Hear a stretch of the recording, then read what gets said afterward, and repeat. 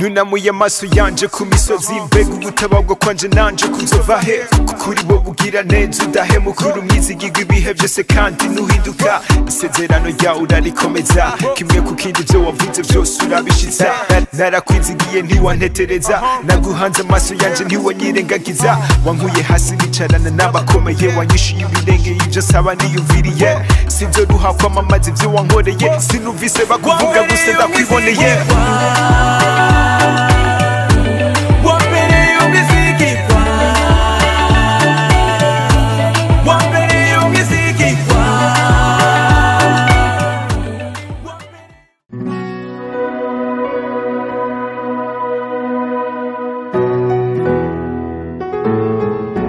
Yes, reka tubaramutse inshuti bakunze ba Peace International TV. Tubahe mwiriwe canke mwaramutse varanaho umuntu wese aherereye, ariko vy'umwihariko turamutse abantu bakunda kudukurikirana bari hanze y'igihugu. Turabashimira kukuntu mudushigikira kandi mukaraba n'ibiganiro byacu. Harabagira subscribe, harabagira share, harabagira comment. Mwese turabashimira gose kandi tubaha n'ikaze muri kino kiganiro. Kandi dufise uyu munsi turafise umutumire mwiza gose yatugendeye uyu munsi, bamwita Muco niwe yatugendeye uyu munsi. Ni umuririmbyi adasanzwe ariko bikora neza gose muri kino gihe. Imana iramuhaguruka iki kugira ngo nawe agire icyo akora mu bwami bw'Imana. Turaguha ikaze, turakora mu kije Muco. Ni sawa urakomeye? Ni sawa ndashima Imana. Yego imeze neza vraiment ndashima Imana. Yego Muco akajwi kiwe kari hasi gose, mugabo nibaza yuko uko tugenda mu kiganiro niko amavuta azarururuka. Ego ni bon iji ndarifise, Imana yari impaye ndagerageza ntuka. OK, merci beaucoup. Reka tubanze tukubwire ko waberewe. Merci beaucoup murakoze. Ego turaguha ikaze muri kino kiganiro cha Peace International TV. Ni kiganiro twatewe iteka ryuko utugenderera kugira ngo tuganire na cyane cereke music ya gospel music yo muri iki gihugu cacu cy'u Burundi. Hari indirimbo uherutse gusohora, indirimbo narayibonye, indirimbo nziza ifise amashusho meza, indirimbo inaryoshe ifise n'umudiho mwiza. Bega ujya mudiho wita gute? Ujya n'umudiho bita Afrobeat, umudiho nyene wo ngaha muri Afrika iwacu. Ego benshi asanze bawukoresha kandi n'umudiho benshi wabaye inspire cyane, uraryosha antuka. Ego merci. Twavuga yuko wahisemwe kubera ko uryoshe cyane? Oya, ni kubera message Imana yari impaye. Nabonye ko ari umudiho vraiment byo manchi byo kwinjirana cyane. Byo ca biryoha gose hariho ukoresheje uwo mudiho. Yego Afrobeat n'umudiho w'umunyafrika wo muri Afrika urakunda gukoresha muri Afrika. Novuga bon sero byonzi novuga neza ko bo bakomotse muri Nigeria sero bon. Yego nibyo. Yego ariko muri Afrika turakoresha cyane. Yego rero turakwakiriye Muco kuri TV yacu ya Peace International TV. Ijya ndirimbo ni indirimbo iryoshe gose, ni indirimbo wise ngo umwizigirwa. Imana ko yakubereye umwizigirwa, nibaza ko ari byo. Yego barambereye umwizigirwa cyane. Yego cyane kandi cyane antuka. Hari gihe mu buzima umuntu aca mu buzima nyene bw'ama challenge, gasangura gifisa ama confusion, gasanga nyene birashika. Uri umunyeshure ukora uri mu buzima busanzwe birashika. So niho Imana yagenderera iravugana nanje, ndiko ndasenga nyene ndi muri ama confusion nyene. Hama numva ijwi rimbwira muri jewe ati humura ndumwizigirwa. Hama kubera nsanzwe mfise gitari muhira, cyatora gitari, melody iraza, hama refrain iraza, nijye nyene twaririmbanye n'abajya ba friend bagenzi banje bo ku mutima cyane. Hama kubera nabo nyene bari mu makonfusion nkaho ndimo urumva ko twari abagenzi twarayaga n'ubuzima busanzwe tukayaga amakonfusion namye. Hama cinagenda babwira ati mes frères, hariho message Imana yampaye, ati Imana yacu nyizigirwa. Hama comme si nari naronse melody, nari naronse na refrain, ndababwira ati bugenda afise na hofre vraiment turashobora gucuraranga cyane tukaririmbira Imana tukayibwira ko tukabwira isi yose ko Imana yacu ari nyizigirwa hama ndababwira ati bana dukore rero cagera nabo barakora kuko nabanye basanze arabahinyanyuzi asanze arabaririmbyi ego Imana icyadushoboza cyabagenda kujya nyene nkabibonye Okay, mbere yuko kumbure tubandanya kuvuga kuri iyo ndirimbo mperuka gusohora nziza gose twagomba mubanze muducishirize ko n'imiburi buri n'akahofre kugira ngo twumve tunashima ahubwo ko mwaje mwiteguye yego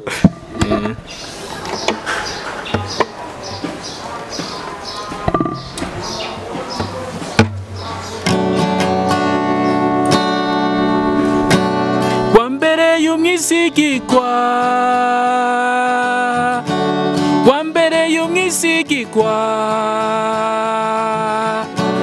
wambereye umwizigirwa wambereye umwizigirwa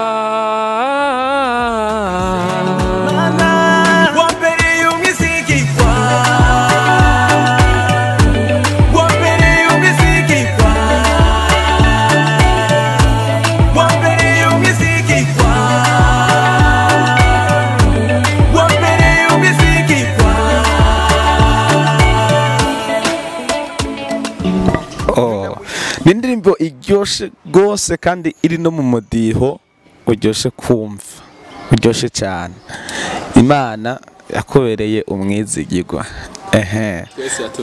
twese yatubereye umwizigirwa amen amen mbega none majye basore waruvuze mwakoranye kiriya gikorwa ni bande nabandi mbo umwe yitwa Guilain undi yitwa Evra n'abagenzi banje cyane hama akaba dusanzwe dusengera no kuri eglise imwe ya Bondet Life Church iri mu Gagara quartier neuf urumva turahura cyane tukahura no mu buzima busanzwe no ku ishengero hose ego turumva rero yuko Imana yabaye umwizigirwa none iyo inspiration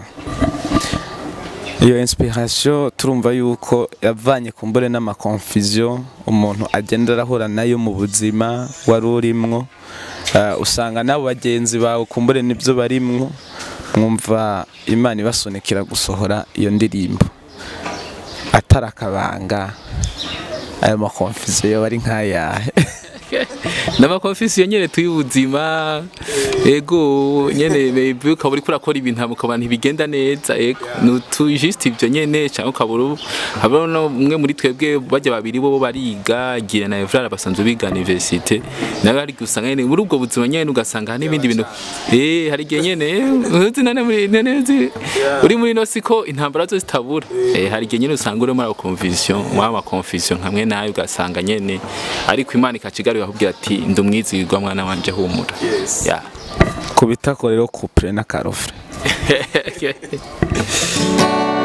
Jehova nisi naco gereranywa nawe usokwama kungoma ubu nibihe byose ibyo ukora birengera ubwenge bwacu kuko wewe hari ukuntu bikora wewe numeze nk'abantu uri Imana itabara Ebeneza nukuri wambereye umwizigirwa wambereye umwizigirwa yes turi kumwe na Muco n'umuririmbyi ahagurutse Imana imuhagurukije muri kino gihe kugira ngo nawe Imana imukoreshe mu ngabire Imana yamuhaye Muco ko numva uri umuntu aririmba neza kandi n'ijwi ryiza byapfuye mu miryango ni karande warabyize byagenze gute bo twe umuryango iwacu vraiment nakuze mbona vraiment bataririmba batanacuraranga batanavuza n'amayinstruma ariko nagiriye ubuntu ngurira mu muryango kijijwe bijyana papa wanje ni pasteur rumva kenshi uri umwana wa pasteur amayinstruma muhira usanga yoroshe usanga hariho piano usanga hariho gitari rero nkura muri ubwo buzima gusa nkiri mutoyi kwera papa n'umupasiteri tuvuye gusenga hari ukuntu nyene nagenda nkafinisha ama instrument ku rushengero hama tugataha kuko ndibuka neza nkiri mutoyi hoho ntitwashobora gutaha nkakoze kuri piano ntibyakunda nivyo en fait bari basanzwe babizi naho kujya kuntu bafata ama instrument yo muri eglise bakavuga ati kirtira heze reka twende kubika ibikoresho bari basanzwe bazi ko piano bategeza kundindira nkaza nka tripota nkashiramo demonstration muri piano hara kuno fyonda kabuto akanjiramo demonstration ikivuza yonyene hama tukabona gutaha hama ndakura muri ubwo buzima hama ofira mesure ntangura kwiga gitari nkiri muto ariko ntatahura neza ivyo ndimwe ari bya bintu uvuga tensi miriho muhira reka umuntu azaragerageza nyene azarafina azaragira iki ariko mu nyuma no vers 2014 no ndabona ko Kameme Ingabire ndayifise kandi ari igiciro kinini kandi nshobora kuyikoresha kugira ntazira Imana rero natangura kubishiramo inguvu cyane rero turuva rero ndashitse no kuri ibi Imana ishikije ko gushika no munsi ndacashima Imana ariko ubundi bwo mu muryango vraiment abandi vraiment muziki barawukunda ariko ntibawinjiyemwo basanzwe bakora ibindi bikorwa by'Imana ariko kuririmba vraiment nubwo mu tuvukana nijewe ngira no ndabitanguye ndabyitukomeye yes tutaraja kumbure ku ndoto mwa mufise y'ahantu mugomba gushika vision y'ivyo mugomba gushika ko muri carrière nyene y'umuziki reka tubanze nyene ukomeze turyohereze indirimbo yindi nubwo atoba ariyo wasohoye mugabo indirimbo yindi yabi ya Dudu yabi yande mugabo tubanze turyoherwe yego merci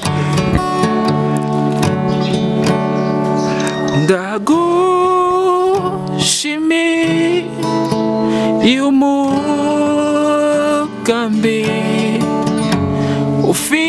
ufitiye ubugingo bwanje ndagushima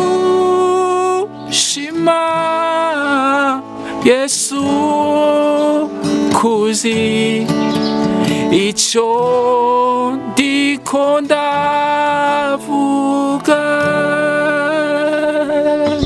Yes, urashimira Yesu kuko Yesu arazi ico uburi kuravuga. Ego hanyuma rero indoto vision wifuza kushika he muri uyu muziki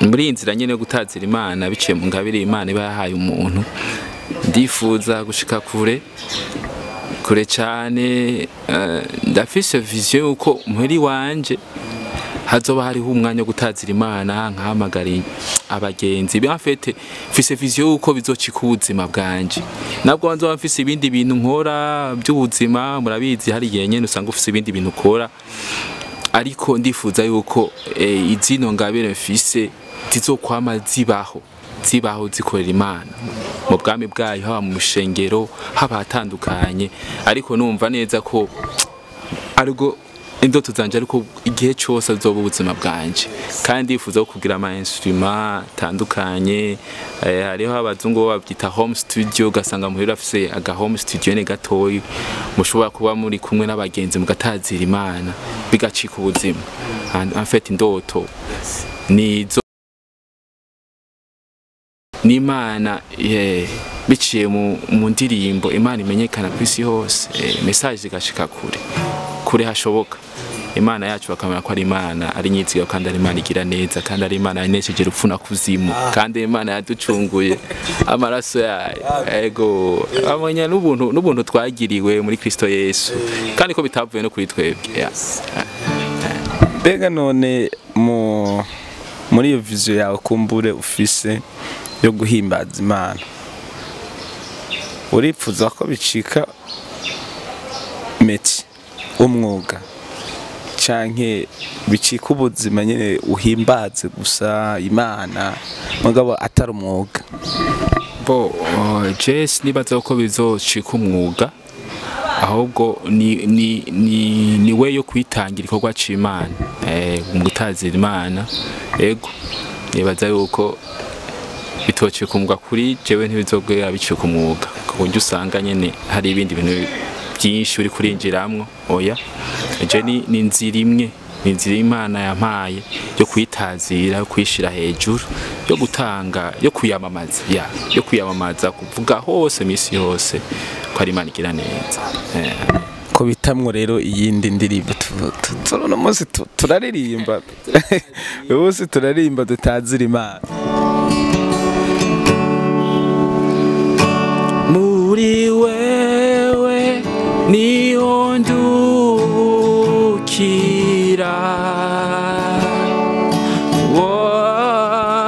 andi hose n'umuruho,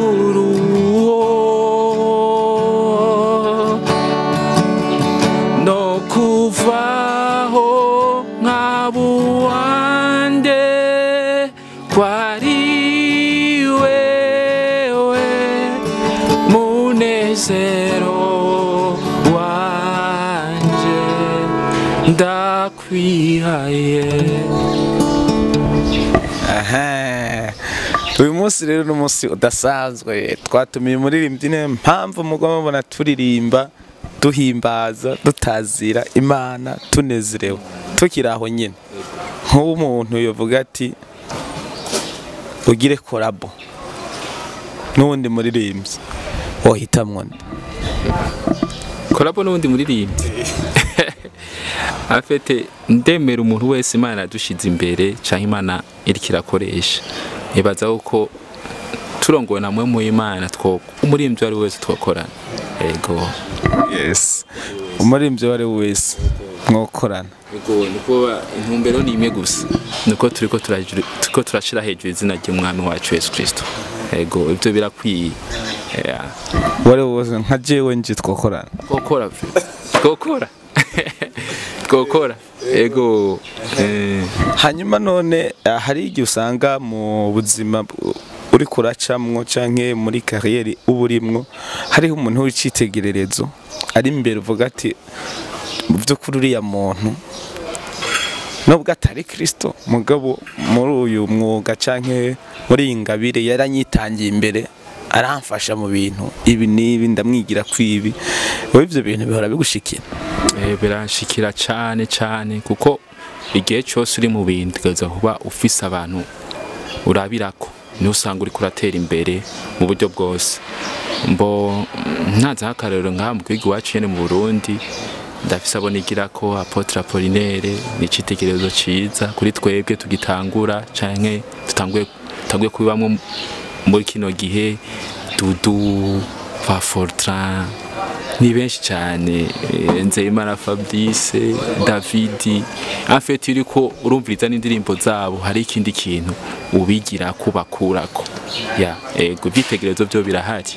Ego n'abandi duhura nabo mu mashengero ugasanga murakorana. Ego usanga vraiment byitegerezo bihari kandi ugasanga iyo uri urabaraba ugasanga ari ahandi hantu uri kurashika. Bakunze ba Peace International TV, turiko turarangiza, turi ku musozo, turi kumwe na Muco, turiko turaganira kuvyerekeye muziki. Hari ibibazo rero nkunda kubona nshaka kukubaza bishika kuri bibiri. Kumbure nka wewe uje mu muziki, hari igihe uba ubizi kuturusha kugira ngo utubwire neza canke ubwire abariko baradukurikirana. Kubera iki abaririmbyi benshi impano bakunda kwicisha amafaranga? Impano bakunda kwicisha amafaranga dishare nkaha mwebwe muri nk'abamizishe, mwebwe abaririmbyi gusanga mu rushengero musaba amafaranga kugira ngo muvuze ivyuma. Bon biravana no gutahura ku muntu canke ndazi uko ashaka gukoresha ngabira aba yarahawe. Ariko pour moi navuga yuko kuri jewe Muco nta munsi nomwe mvuge gute mvuge yuko atanu munsi n'undi ndiro truva nanse gukorera Imana kubera ngo amahera yabuze. nta munsi bimwe ndareka kuvuza piano kubera ngo kanaka ngo atamaje kumpa amahera, nta munsi numwe ndasiba kuri eglise muri wanje kubera ngo kanaka atamaje kunkorera iki, kuko je ndazi Imana nkorera, Imana niyo yampaye no ngabire. Rero igihe cyose bimeze neza bitameze neza, Imana yacu iratazigwa neza cyane. Piano ndayivuza ku rushengero neza cyane, ndaririmba neza cyane muri serire, ndaririmba neza cyane.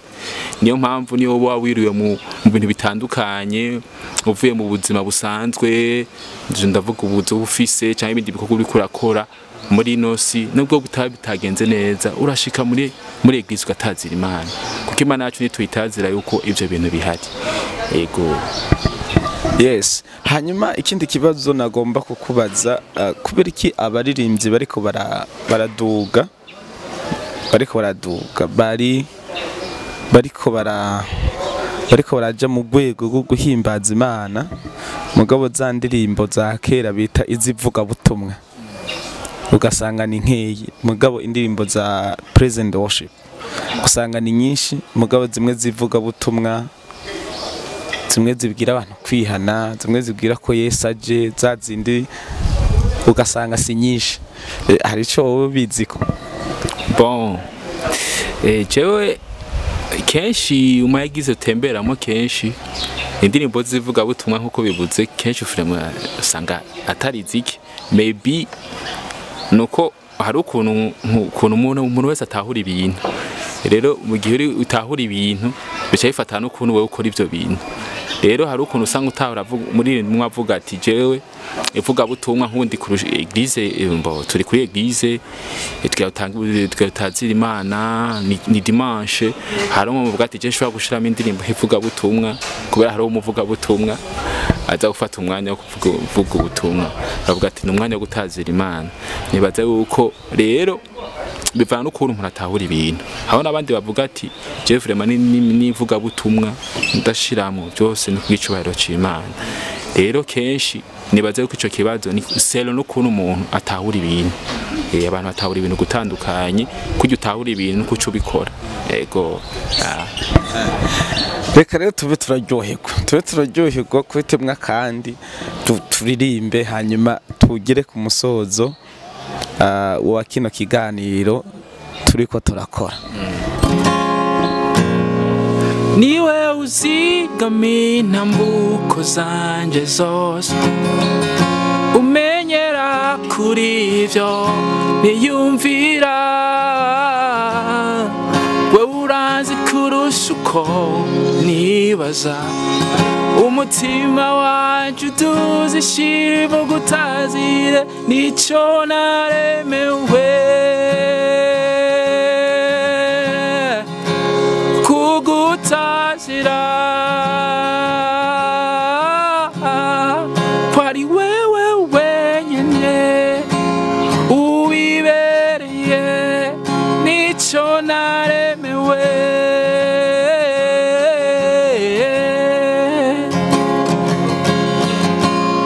Ndatangazwa n'icurico.